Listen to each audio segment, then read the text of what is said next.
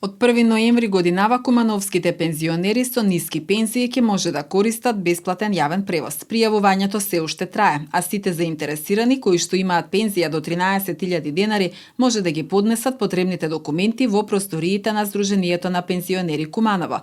Јавниот превоз на пензионерите го субвенционира општина Куманово со одлука на Советот, а се спроведува во соработка со локалните превозници.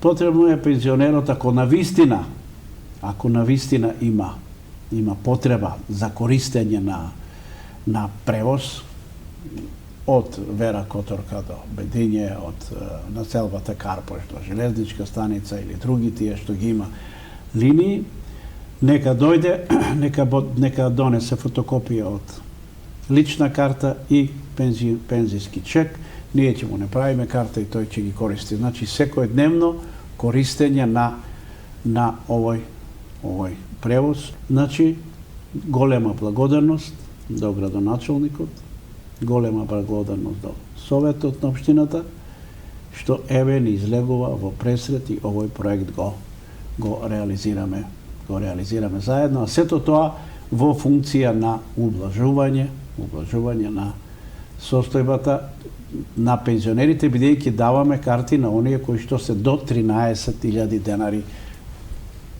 пензија, висина на пензија. Значи за оние кои што се најзагрозени. Ова ние сега по втор пат го правиме. Го направивме тоа ние во 2020 година.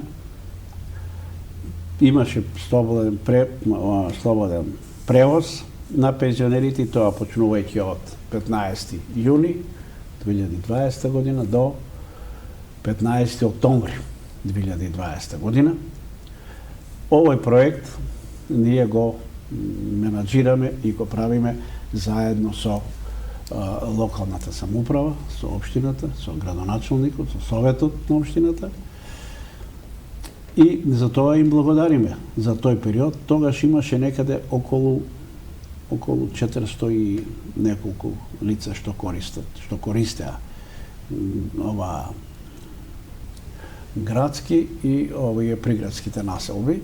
Освен бесплатен јавен превоз за пензионерите, градоначалникот Максим Димитриевски во својата предизборна програма вети и проширување на капацитетите на домот за стари лица Зафир Сајто на локација во селото Проевце, континуирано подобрување на условите во постоечките капацитети на домот за стари лица, како и организирање на културни, спортски настани и екскурзии за пензионерите.